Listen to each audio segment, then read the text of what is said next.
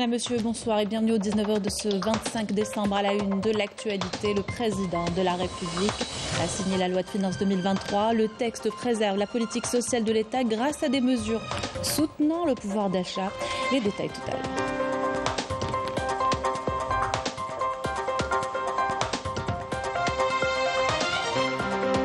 Le président de la République préside une réunion du Conseil des ministres consacrée au projet de loi relatif à la monnaie et au crédit, aux règles de la comptabilité publique et de gestion financière, des exposés également portant sur plusieurs secteurs. Et nous aurons avec nous notre collègue Kamal Suig à partir du siège de la présidence de la République pour plus de détails.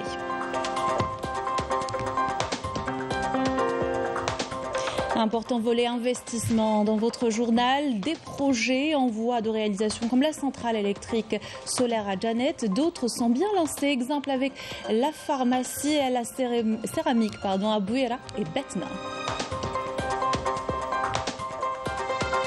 À l'étranger, corruption au Parlement européen, Rabat aurait offert des cadeaux et des vacances à hauteur de 100 000 € pour soudoyer les eurodéputés.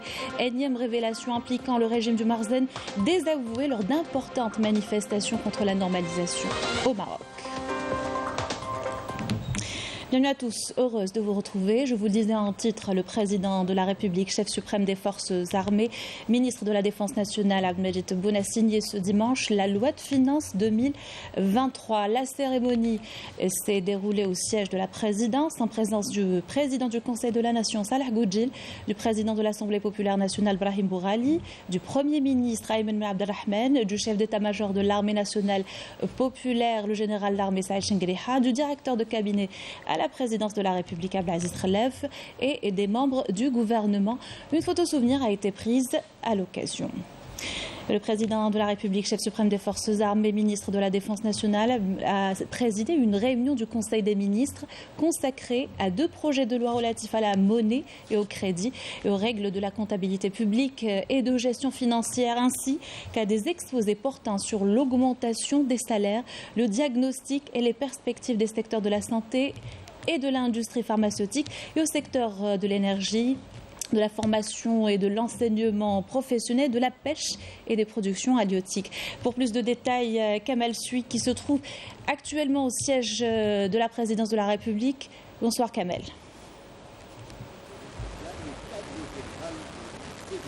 Bonsoir Sabrina, bonsoir à toutes et à tous. Eh bien, le Conseil des ministres s'est réuni aujourd'hui sous la présidence du président de la République Abdelmajid Tebboune, chef suprême des forces armées, ministre de la Défense nationale. Parmi les décisions les plus importantes, le volet social, augmentation des salaires, de quoi permettre aux citoyens algériens d'avoir une vie digne. Dans cette augmentation des salaires, il est important de rappeler une information importante, c'est que nous arrivons à la 4e phase d'augmentation des salaires. Cette augmentation concerne le point indiciaire. L'État se tient aux côtés des plus démunis, a insisté le président de la République Abdelmajid Tebboune lors de ce Conseil des ministres, et se tient aux côtés des chômeurs. L'allocation chômage passe de 13 000 dinars à 15 000 dinars. Les taxes sur cette augmentation seront prises en charge par l'État. L'État qui continue d'ailleurs à prendre en charge l'assurance maladie des personnes sans emploi. Il est important de rappeler un point très important, c'est qu'il ne s'agit pas d'une augmentation de 2 000 dinars pour cette catégorie, mais l'État prend en charge tous les taxes qui concernent l'allocation chômage. Bonne nouvelle également pour les retraités qui nous regardent ce soir. Aucune retraite ne sera en deçà de 15 000 dinars. Le président de la République avait rappelé l'importance de cette décision qui permet aux retraités algériens d'avoir une vie digne et qui leur permet également d'augmenter leur pouvoir d'achat. Cela concerne la consolidation donc du pouvoir d'achat, comme je viens de le dire. Le Conseil des ministres a abordé également d'autres questions, d'autres dossiers liés au secteur de la santé, l'industrie pharmaceutique, l'énergie et sur la loi de la monnaie et le crédit. Plus de détails bien sûr dans les prochaines éditions. Merci Kamal Suig en direct de la présidence de la République pour des détails concernant le Conseil des ministres qui a eu lieu aujourd'hui, présidé par le président de la République. Et pour en parler avec nous, Dr Mohamed Hachi, universitaire et expert en économie. Bonsoir. Vous l'avez entendu, Monsieur Hachi, la signature des mesures pour soutenir le pouvoir d'achat. Et c'était le cas également dans la loi de finances 2023 qui a été signée aujourd'hui. maintient le cap sur le caractère social de l'État malgré un contexte de crise économique, M. Hachir. Oui, tout à fait. Donc, mondiale, bien sûr. Oui, c'est une crise globale. C'est une crise qui touche pratiquement tous les pays du monde. Donc, ce qui a été annoncé aujourd'hui est prévu et budgétisé dans le texte de projet de loi de finances. Et maintenant qu'il y a une loi de finances, puisque ce n'est pas le président de la République. Donc, c'est une loi quand même qui a avoisiné 98 milliards de dollars. Et c'est une loi de 13 786 milliards de dinars de dépenses, dont 9 767 milliards de dinars pour le fonctionnement et 4 019 milliards de dinars pour l'équipement. Mais ce qu'il faut retenir effectivement, c'est cette consolidation du volet social en Algérie. Donc c'est la consolidation des acquis sociaux et la continuité de la consolidation aussi de la justice sociale, notamment en termes de protection des couches défavorisées, mais aussi en termes d'intégration sociale de plusieurs catégories sociales, notamment les salariés. Donc c'est une continuité des mesures qui ont été entamées depuis 2020. Et là, on chiffre d'abord, si on prend la loi de finances pour 2023, donc déjà comme masse salariale, il faut retenir que la masse salariale globale représente 47% du budget global du fonctionnement. Donc cela montre cette importance de la masse salariale et des augmentations qui seront bien entendu conséquentes et adéquates, qui toucheront donc toutes les catégories, dont on cite par exemple des charges communes qui sont prévues pour prendre en charge en considération tout ce qui est augmentation des masses salariales, tout ce qui est prime de chômage, tout ce qui est prime de retraite. Monsieur Hachir, ce sont des mesures sociales, mais avec un impact direct sur l'économie. Est-ce qu'on peut... Bien sûr, parce que déjà, si on remarque donc il y a un choix d'une politique économique qui est toujours basée sur la relance de l'économie par la demande globale de l'État, mais aussi par la protection du social. Parce que le social est créateur de richesse. Le social, ce n'est pas une charge telle qu'est vue par certaines écoles économiques. Lorsqu'on protège le social, lorsqu'on fait du développement social, lorsqu'on protège des secteurs névralgiques comme l'éducation, la santé, etc. Donc tout ça participe à une compétitivité qui est appelée la compétitivité structurelle. À la différence de la compétitivité de l'entreprise, la compétitivité structurelle, donc, il est construite sur la base d'un environnement adéquat, du bien-être, de l'éducation, de la santé, de valorisation des sectoriales, surtout de la fonction publique dans bien sûr certains secteurs qui sont considérés comme névralgiques et stratégiques.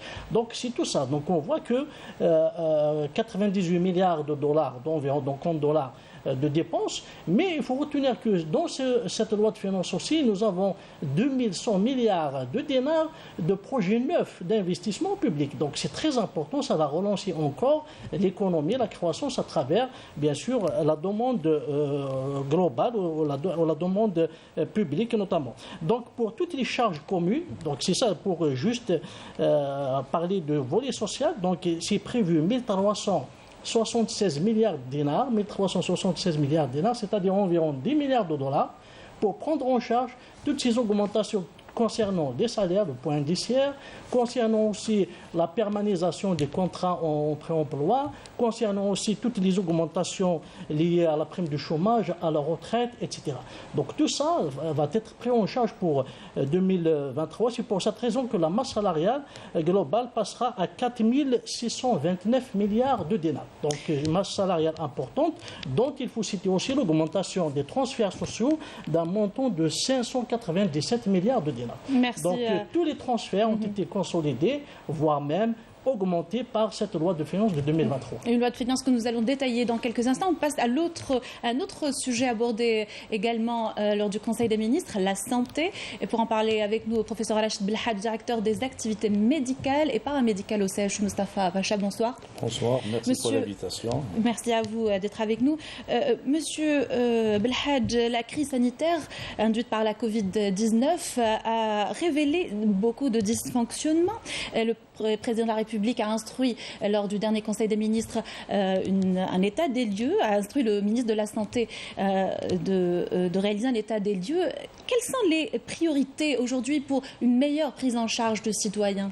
Effectivement, donc ça a été nos professionnels de la santé, ça a été déjà discuté.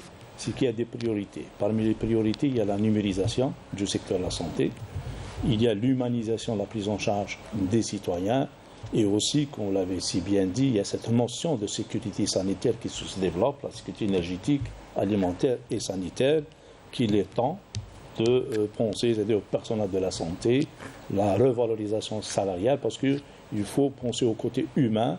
Ces fonctionnaires de la santé après une période Covid très difficile qu'on a gérée, il est maintenant impératif pour essayer de stabiliser le personnel de la santé pour, dans le cadre de leur formation, leur accompagnement, afin qu'ils puissent prendre en charge justement bien nos concitoyens dans tous les niveaux, soit au niveau des structures de santé de base, au niveau des CHU. Il ne faut oublier que nous avons aussi, notre collègue l'a si bien signalé, le problème de transfert des Algériens sur l'étranger, la prévention, il y a une transition socio-épidémiologique importante, il y a le cancer qui est là, il y a des maladies émergentes. Le système de santé algérien est tenu justement de s'adapter et d'essayer de préserver son capital humain, qu'on a une expérience quand même dans la gestion du secteur de la santé, tout cela autour d'une politique justement sociale. Il ne faut pas oublier que le système social, là, c'est depuis l'indépendance, l'Algérie a été toujours généreuse en matière d'enseignement et en matière aussi de santé. Il ne faut pas oublier aussi le secteur de l'enseignement, sur l'enseignement primaire, secondaire et universitaire. J'espère que la révision de ces points indiciaires, ça va booster, ça va encourager le secteur de la santé et de l'enseignement supérieur, que nos cadres, nos compétences puissent rester chez nous afin de développer notre secteur de la santé. Merci, professeur Rachid Belhadj. Je rappelle que vous êtes directeur des activités médicales et paramédicales au CHU Moustapha Pacha. Merci à vous, nos chers invités. Dans notre journal, on revient à la loi de finances 2023 signée aujourd'hui par le président de la République. Une loi de finances élaborée sur la base du prix de référence du baril à $60, une croissance de 4,1%, une inflation de 5,1%. La loi du budget préserve la politique sociale de l'État grâce à des mesures soutenant le pouvoir d'achat. Elle prévoit également des dispositions pour booster l'investissement. Les détails par Amel Bouarb. Élaborée sur la base d'un tarif référentiel du baril de pétrole à $60, la loi de finances 2023 qui entrera en vigueur le 1er janvier prochain insuffle une nouvelle dynamique à l'économie nationale et consolide les acquis sociaux. Cette loi de finances se distingue par le montant faramineux affecté au budget de l'État afin d'assurer le fonctionnement et couvrir les dépenses globales. C'est la première fois dans l'histoire du pays qu'une loi de finances prévoit un montant colossal de près de 14 000 milliards de dinars. Le texte de loi consacre la part du lien du budget aux dépenses de fonctionnement avec près de 10 000 milliards de dinars, soit une hausse de presque 27%, dont 4 000 milliards destinés à la masse salariale. Cette augmentation s'explique essentiellement par la prise en charge des incidences financières occasionnées par la modification de la grille des salaires ainsi que l'intégration des bénéficiaires du dispositif d'aide à l'insertion professionnelle et la conversion des contrats d'insertion sociale en contrats à durée illimitée.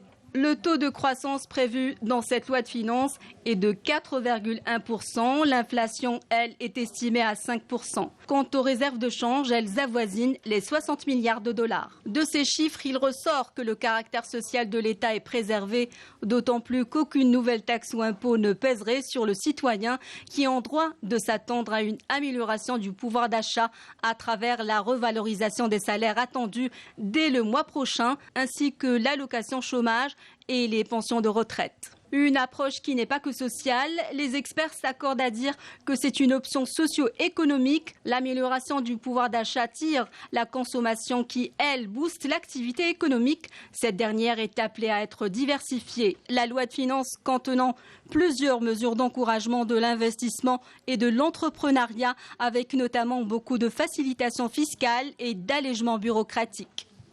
Parmi les mesures contenues dans la loi de finances 2023, le retour de l'importation des véhicules touristiques de moins de 3 ans, des mesures de facilitation seront accordées pour l'importation de ces types de véhicules avec des avantages pour les véhicules électriques et hybrides.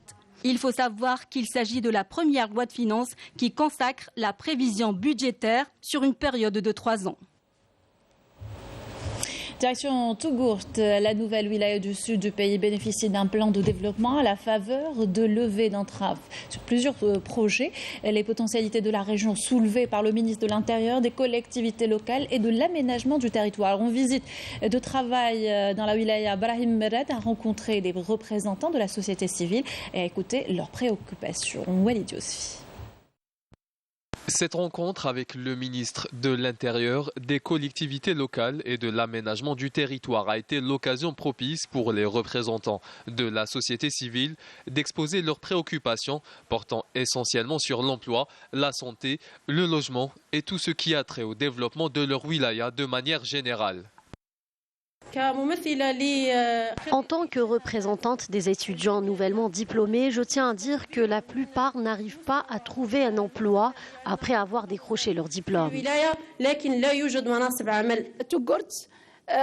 Tougourt compte un grand nombre d'artisans très talentueux qui ont besoin du soutien et de l'accompagnement de l'État pour commercialiser leurs créations. Nous demandons à ce que les constructions soient adaptées au cachet de la région. L'habitat rural doit être le seul modèle architectural adopté ici. Il faut arrêter la construction de grands immeubles. La réhabilitation de certains logements n'est toujours pas achevée et ce sont les bénéficiaires qui en pâtissent le plus. On souhaite que vous fixiez une date butoir pour finir les travaux. Je souhaite aussi à l'occasion remercier le président de la République pour les efforts consentis dans l'édification d'une Algérie nouvelle qui réponde aux besoins des citoyens. Le ministre de l'Intérieur a affirmé que l'État veille à assurer la relance des projets de développement à Tougourt, soulignant que son département œuvrait à cerner les besoins et préoccupations des citoyens pour une meilleure prise en charge. Tous ces manquements doivent être recensés. Nous devons d'abord établir un diagnostic des points forts et des points faibles de cette wilaya. La mission des représentants des autorités de Tougourt, qu'ils soient élus ou désignés par la tutelle, est de répondre aux préoccupations des citoyens. L'État assumera toujours ses obligations envers ces derniers et œuvrera à l'amélioration de leur niveau de vie. À la fin de la rencontre, Brahim Merad a appelé les acteurs de la société civile à contribuer davantage aux efforts de développement et à adhérer au processus de redressement de cette wilaya, jouissant de grands atouts économiques. Coopération et solidarité entre l'Algérie et le Qatar, et ce dont fait part le Qatar à la wilaya d'Al-Bayed, est reçu par le ministre de l'Intérieur et des collectivités locales et de l'aménagement du territoire, Brahim Merad. Il s'agit de la réalisation d'un service mère et enfant adressé au Wali d'Al-Bayed, Farid Mohamdi, par l'ambassadeur du Qatar, Abdelaziz Ali Neama.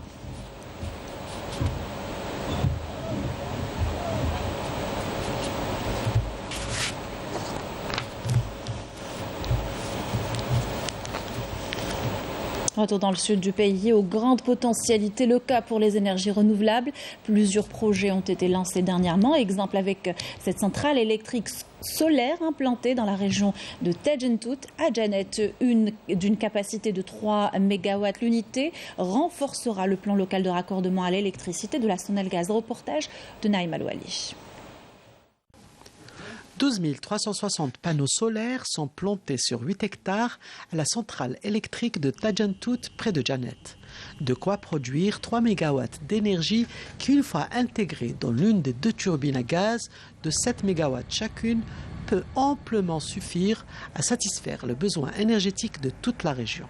Le but de la centrale, c'est diversification des sources de protection d'électricité et le développement de moyens de protection à base d'énergie renouvelable, préservation des sources primaires, économie combustibles fossiles, protection de l'environnement par l'éradication de l'émission à gaz à effet de serre. On a créé presque 28 emplois à cette centrale. Et bien sûr, il y a plusieurs projets futurs. La ville de Janet consomme un peu moins de 8 MW en hiver. Elle est donc suffisamment lotie pour s'autosuffire en énergie mixte, la fossile et la verte, qui aident à faire baisser la facture en gaz naturel. Cette centrale, comme on dit, la centrale, ancienne centrale de turbine à gaz, c'est de capacité 17. Donc on a 17 et 3, ce sera 20 MW. C'est une capacité qui est réelle. Nous sommes ici connus que le besoin d'énergie de la wilaya, c'est à l'été, le maximum besoin, c'est le 13 MW. Notre rôle, comme on a une direction, c'est la compagnie de cette entreprise. Et assister à les essais qu'on fait, les essais comme les essais d'électricité, les essais de sécurité, les essais en mise en service. Mais encore, une autre centrale de 4 MW est déjà sortie de terre. Elle sera fonctionnelle dès janvier prochain, tandis qu'à Borj El Hawas, des prospections sont en cours pour une nouvelle centrale de 1 MW. De quoi conclure que Janet se met doucement, mais sûrement, à l'énergie verte. Autre projet en activité, à cette fois une usine de fabrication de médicaments génériques à Bouira. L'unité emploie une dizaine de jeunes diplômés et fabrique 29 millions de boîtes par an. Il ne s'agit pas du seul investissement du genre dans la région. La wilaya en compte pas moins de 12 autres. Assia Gharib, Moulana Walhamoudi. Implantée à Al-Khdaria dans la wilaya de Bouira, cette unité est considérée aujourd'hui comme l'une des usines leaders dans la production de médicaments génériques destinés aux maladies auto-immunes, cardiovasculaires et psychiatriques. Nous sommes très pointilleux sur tout ce qui concerne la santé publique. Nous exigeons de la qualité surtout. Toutes les personnes qui travaillent dans la fabrication de médicaments doivent être formées. C'est très important.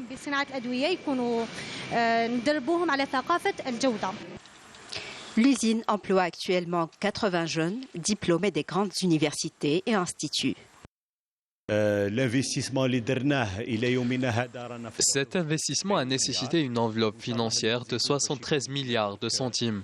Nous prévoyons de produire encore plus, ce qui requiert un budget de 30 milliards de centimes supplémentaires. La wilaya de Bouira compte 13 projets dans le secteur de l'industrie pharmaceutique et parapharmaceutique. Nous avons 6 projets déjà en activité qui emploient environ 900 personnes dans différentes spécialités, tous de jeunes diplômés de la région. 2 projets en cours de réalisation dont les travaux seront entamés dans les jours à venir et aussi 5 projets qui sont en attente des procédures administratives et les permis d'exploitation pour démarrer.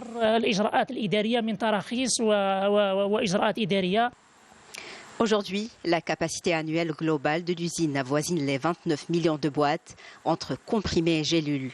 Cet investissement permettra de faire face aux problèmes de pénurie de médicaments dans le pays, d'augmenter la capacité de production et même d'aller vers l'exportation. Et on poursuit notre page économie avec l'investissement dans la filière céramique. Plus de 11 millions de mètres carrés sont produits annuellement dans une usine à Batna. Celle-ci emploie 1000 personnes et exporte vers 21 pays, nous dit Raouf Hamouch. C'est une cargaison de céramique made in Algeria qui prend la direction du Liban. Après l'Afrique, l'Europe et l'Amérique du Nord, la céramique de Batna, désormais réputée mondialement, aspire encore et toujours à pénétrer de nouveaux marchés. Nous venons d'expédier notre marchandise vers le Liban. Il s'agit du 21e pays vers lequel nous exportons notre produit. C'est grâce à la compétence indéniable des 1000 employés que compte cette unité que plus de 11 millions de mètres carrés de céramique sont fabriqués annuellement. Comme vous le voyez, tout se fait à partir d'ici. Les modèles sont conçus et réalisés dans notre unité par des compétences diplômées des universités algériennes. Après avoir décroché mon diplôme universitaire en 2020, j'ai déposé mon CV au sein de l'entreprise Céram Décor. Et Dieu merci, j'ai été embauché. Le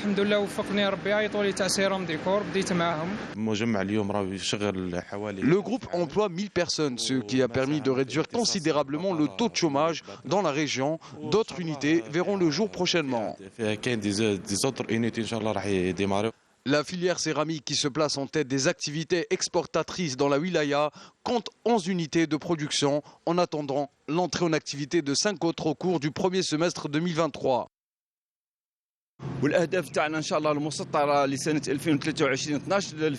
Pour l'année 2023, nous aspirons à augmenter le nombre d'employés à 12 000 travailleurs permanents, toutes filières confondues, après la mise en service de plusieurs autres entreprises et unités. La wilaya de Batna exporte aussi des produits issus de l'industrie du cuir, des produits agroalimentaires, du ciment, des produits de qualité avec lesquels nous avons pu pénétrer les marchés internationaux.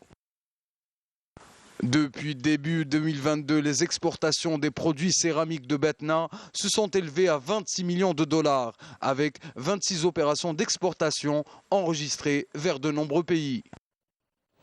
Et on connaît désormais les lauréats du concours interuniversitaire organisé par la Direction générale de la recherche scientifique et du développement technologique. Le concours traite du défi de l'innovation dans les universités algériennes et concerne les étudiants en master. Il vise à encourager l'auto-emploi et les compétences entrepreneuriales et touche 4 domaines: la sécurité alimentaire, la sécurité énergétique, l'eau et l'environnement et l'intelligence artificielle. Je vous invite à écouter ces déclarations au micro de Mariam Damis. Je suis honoré par être présent ici, où c'était un coup de pouce pour nous.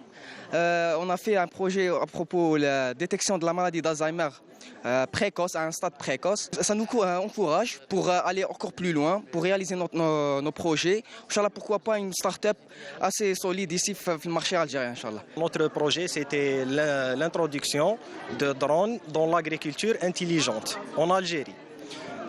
L'idée, c'était de créer ou bien de réaliser un drone qui peut détecter les maladies de blé, de raisin, etc. Il peut faire l'irrigation, le drainage, etc. Grâce de ce modèle, les réaliser. Sachant que ces 4 thématiques sont reconnues par le Forum mondial économique comme les 10 métiers du futur.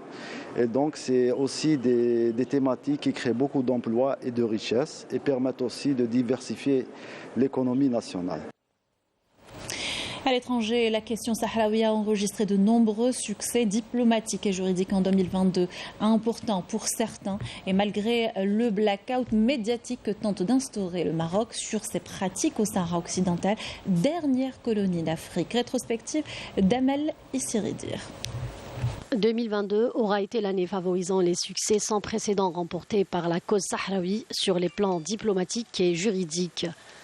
La violation du cessez-le-feu par le Maroc a suscité de vives réactions des instances internationales qui ont appelé au respect de la légalité internationale et des résolutions de l'ONU et de l'Union africaine.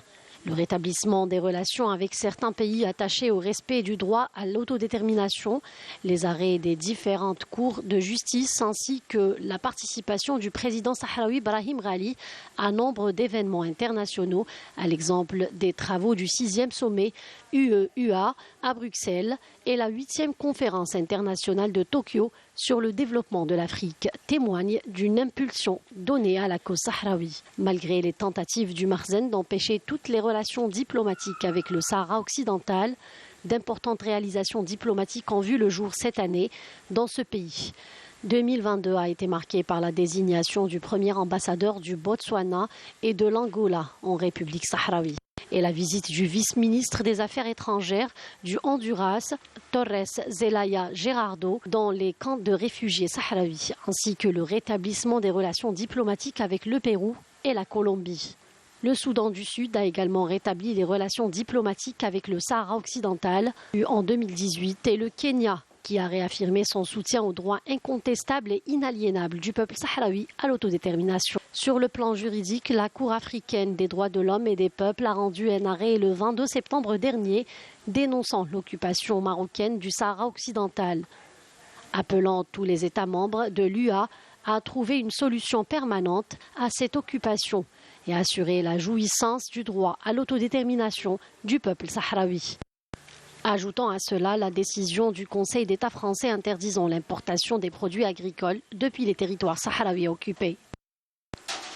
Par ailleurs, la cause sahraoui jouit d'un grand soutien dans les forats internationaux.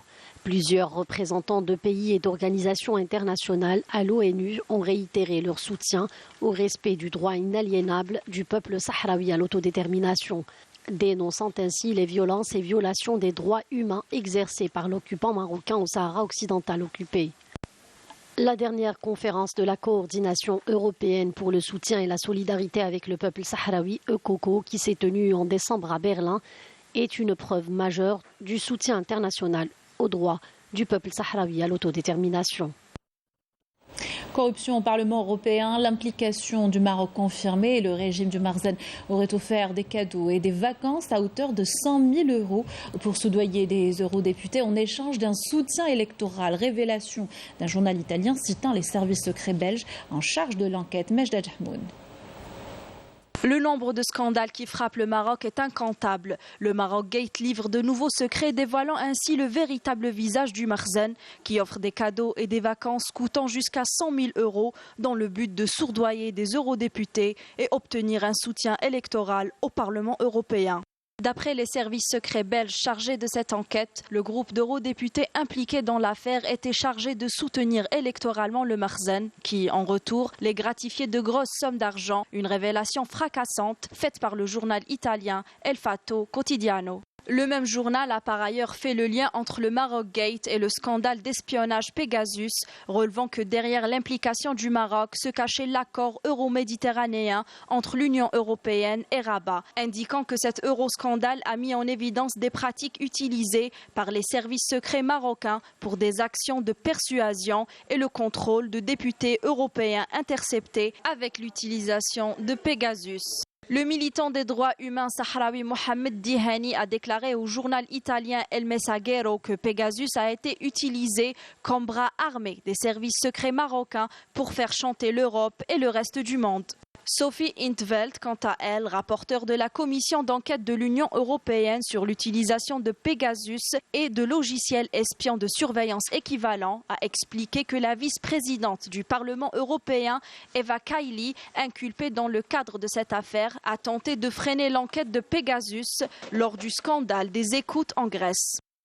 Et au Maroc, justement, des milliers de manifestants ont battu le pavé dans plusieurs villes du pays pour dénoncer la normalisation avec l'entité sioniste qui termine sa deuxième année. Ils sont sortis à l'appel du Front marocain de soutien à la Palestine. Ces manifestations coïncident avec l'entérinement par le Parlement marocain de 2 nouveaux accords entre Rabat et l'occupation israélienne. Raouf Hamouch.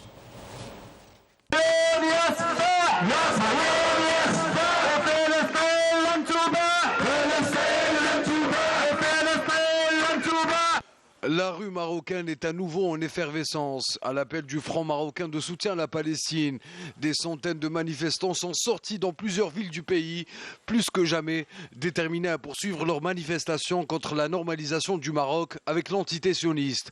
Ils refusent de se soumettre à la politique du fait accompli menée par le Marzen. Ils se soulèvent également contre la cherté de la vie qui contraint des milliers de personnes à braver l'interdit et à organiser des sit-ins quotidiennement. لأن القضية الفلسطينية قضية شعب مغربي وشعوب ديال المنطقة وأن كل الاتفاقات الخيالية هي فقط تمس أو تهم الأنظمة الرجعية الأنظمة العميلة للكيان الصهيوني الأنظمة التي قررت أن تضع يدها في أيدي نظام الأبارتايد نظام المجرم وإحنا عارفين بأنه الشعب المغربي والشعب الفلسطيني وجميع الشعوب طال الزمن أم قصور غادي ينتصر إحنا عندنا تجربة ديال الشعوب الأخرى عندنا تجربة ديال الشعب الفيتنامي اللي كان يعني أكثر من 100 سنة هو مستعمر عندنا تجربة ديال الشعب الجزائري اللي أكثر من 130 عام هو مستعمر وبالتالي انتصروا على الاستعمار والشعب الفلسطيني غادي ينتصر على الاستعمار الصهيوني فالاستعمار الصهيوني إلى زوال والشعب الفلسطيني إلى الانتصار ولكن شريطة أننا نبقاو واقفين كشعوب شعب مغربي وجزائري وتونسي وموريتاني وليبي ومصري وغيرهم من الشعوب. Le Front marocain de soutien à la Palestine insiste sur la poursuite de la lutte jusqu'à l'annulation de la normalisation avec l'entité sioniste criminelle, l'expulsion de son représentant au Maroc et la promulgation d'une loi criminalisant toute forme de normalisation avec l'entité sioniste. على الغضب ديالنا وعلى العزم ديالنا جميعا ديال الشعب المغربي من اجل الاسقاط ديال هذه الاتفاقيه ديال التطبيع اللي هي اتفاقيه مدله وخيانيه. كنرفضوا هذه المعاهده التطبيع، كنرفضوها لان هذا الكيان الصهيوني كيان مجرم. هذه السنه اللي كنودعوا دابا وحنا في اخر دو جانفير بدات باغتيال شيرين ابو عقله، الصحفيه شيرين ابو عقله، استمرت باغتيال الفلسطينيين تقريبا يوميا، اغتيال الحجر ايضا، تهديم البيوت وزرع المستوطنات. اذا هذا كيان كيمارس جرائم يوميه حق الشعب الفلسطيني، ولانه كيان مجرم فالعالم متضامن مع الشعب الفلسطيني. La poursuite des agressions sionistes contre les Palestiniens n'a fait que raffermir davantage la volonté du peuple marocain, déterminé plus que jamais à faire entendre sa voix à un régime qui semble sourd à tous ses appels. Voilà qui clôt notre journal. Merci de l'avoir suivi et excellente soirée sur Canal Algérie.